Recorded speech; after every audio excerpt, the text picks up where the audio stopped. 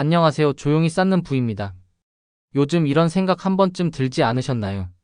달러가 이렇게 오르는데 지금도 미국 주식 계속 사야 하는 걸까? 누구에게도 말하지 않았지만 속으로만 수십 번 왔다 갔다 했던 그 고민. 혹시 지금도 마음 한쪽에 남아있나요?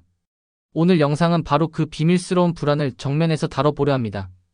오랫동안 투자한 분들도 이제 시작한 분들도 환율이 흔들릴 때마다 멘탈도 같이 흔들렸던 적이 있으셨을 거예요. 그때마다 스스로에게 던졌던 질문들, 어쩌면 답을 내리지 못해서 계속 뒤로 미뤄두고 있었을지도 모르죠.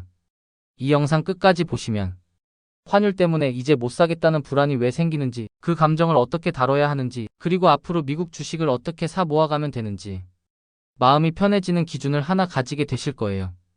혹시 아직 구독 전환을 못하셨다면 오늘 주제는 말 그대로 장기 투자자의 비밀 매뉴얼 같은 내용이라 놓치면 나중에 정말 아쉬우실 수 있습니다. 지금 구독해 두시면 앞으로 올 영상들도 편하게 받아보실 수 있어요. 그러면 시작해 보겠습니다. 달러가 오를 때마다 왜 이렇게 불안해질까요? 어쩌면 이 질문 자체가 오래된 숙제처럼 남아 있었던 건 아닐까요? 주가가 오르면 기분이 좋아야 하는데 달러가 오르면 괜히 주가 오른 기쁨이 반감되고 이게 진짜 수익이 맞나 싶은 복잡한 감정도 생기죠. 이 불안의 첫 번째 원인은 환율이라는 변수가 내 통제 밖에 있다는 느낌 때문입니다.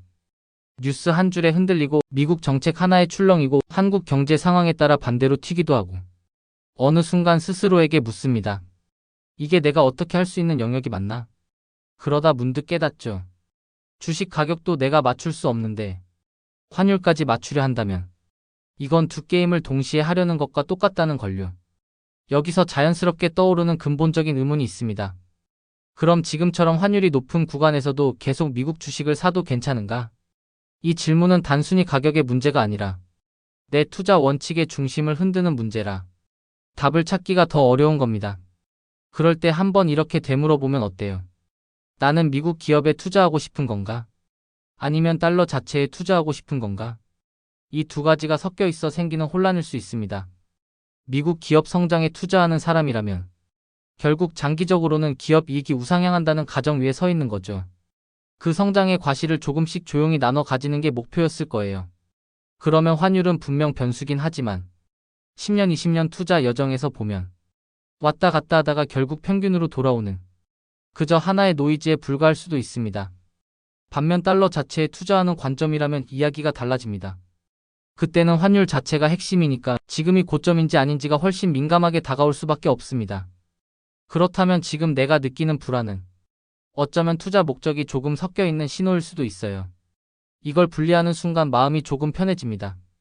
아, 나는 미국 기업에 투자하고 싶었던 거구나. 그럼 환율은 맞추는 게 아니라 관리하는 대상이네. 이 인지 하나가 가져오는 힘은 꽤 큽니다.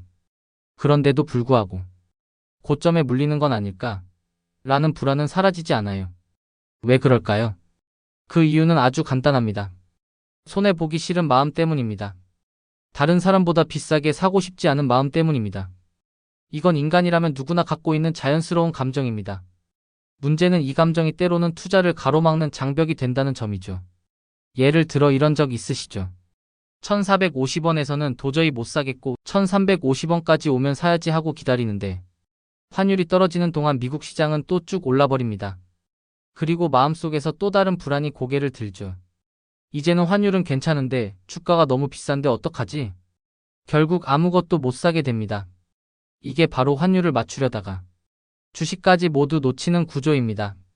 이걸 알고 나면 질문이 조금 달라집니다. 그럼 환율은 맞추는 게 아니라 어떻게 다루는 걸까? 그 답은 아주 현실적이고 실용적인 곳에 있습니다. 내가 정할 수 있는 건 금액, 날짜, 행동. 이 세 가지뿐입니다. 환율은 내가 정할 수 없습니다. 주가도 내가 정할 수 없습니다. 그럼 내가 진짜로 통제할 수 있는 이 세 가지를 정확하게 정해두는 게 결국 수익률과 멘탈을 지키는 데 더 도움이 됩니다. 정한 날에 정한 금액으로 정한 행동을 한다. 이 세 줄이 실제로 장기 투자자들의 수익률을 만들어주는 핵심 원칙입니다. 내 감정이 아니라 내 규칙이 나의 행동을 대신 결정하도록 만드는 겁니다.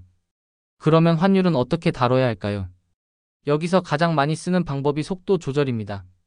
환율이 너무 올라서 부담될 때 완전히 멈추는 게 아니라 비중을 줄이는 것에 가깝게 접근하는 겁니다.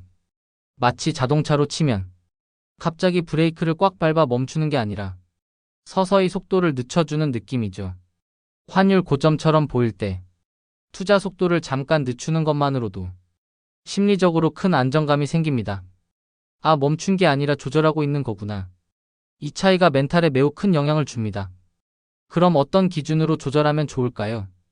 정답은 없습니다. 하지만 이런 질문을 던져보면 내 기준이 조금씩 잡히기 시작합니다. 내 전체 자산에서 달러 자산은 몇 퍼센트 정도인가?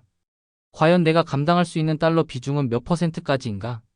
환율이 떨어졌을 때 그때 더 사면 되지라고 말할 수 있을 만큼 현금 여유가 있는가? 나는 일시금 투자자인가 적립식 투자자인가? 이 질문들에 답하는 과정에서 내가 지켜야 할 진짜 기준이 보이기 시작합니다. 특히 적립식 투자자라면 환율 때문에 멈추는 것보다 그냥 계속 분할해서 사 모으는 편이 훨씬 좋은 결과로 이어질 가능성이 큽니다. 왜냐하면 적립식의 가장 큰 힘은 평균 단가를 자연스럽게 낮춰주는 구조에 있으니까요. 그 힘을 환율 걱정 때문에 놓칠 필요는 없습니다. 일시금이라면 이야기가 조금 다릅니다. 그 경우에는 기간을 나누고 금액을 나누는 게 훨씬 현명합니다. 한 번에 크게 들어가는 순간 환율이 뒤집히면 멘탈의 타격이 너무 크기 때문입니다. 일시금을 다루는 사람들에게 가장 큰 실패는 고점 올인입니다. 그래서 일시금은 사전에 기간을 더 길게, 더 잘게 나누는 것이 환율 리스크를 줄이는 가장 확실한 방법입니다. 여기까지 오면 처음 질문이 다시 떠오릅니다. 달러가 오르는데 지금도 미국 주식 사야 할까? 이 질문은 결국 가격이 아니라 원칙의 문제입니다. 환율이 무서워서 멈추는 것보다 내 기준을 정해놓고 속도를 조절하면서 포트폴리오 전체를 균형 있게 유지하는 것이 훨씬 실용적이고 결국 장기 수익률에도 도움이 됩니다. 달러가 오르면 불안해지는 감정은 절대 나쁜 신호가 아닙니다. 오히려 내 자산 비중을 한번 점검해야겠구나. 내 투자 원칙을 다시 써야겠구나 하는 중요한 메시지일 수 있습니다. 지금 내가 가지고 있는 달러 자산의 비중을 너무 높이지 않는 선에서 꾸준히 쌓아가는 투자. 그게 조용히 쌓는 부의 핵심입니다. 환율은 맞추는 대상이 아니라 관리하는 리스크입니다. 내 기준을 정해두면 불안은 줄고 선택은 분명해지고 투자는 더 편안해집니다. 결국 장기 투자에서 이기는 사람은 환율 맞춘 사람이 아니라 계속해서 행동을 이어간 사람입니다. 천천히 그리고 조용히. 그 과정들이 쌓여서 부가 만들어지는 것이니까요. 조용히 쌓는 부, 마음이 편안해지는 투자 이야기. 이 영상이 도움이 되셨다면 구독과 좋아요로 함께 해주세요. 여러분의 투자 여정에 작은 힘이 되겠습니다. 오늘 내용은 정보 전달을 위한 일반적인 내용입니다.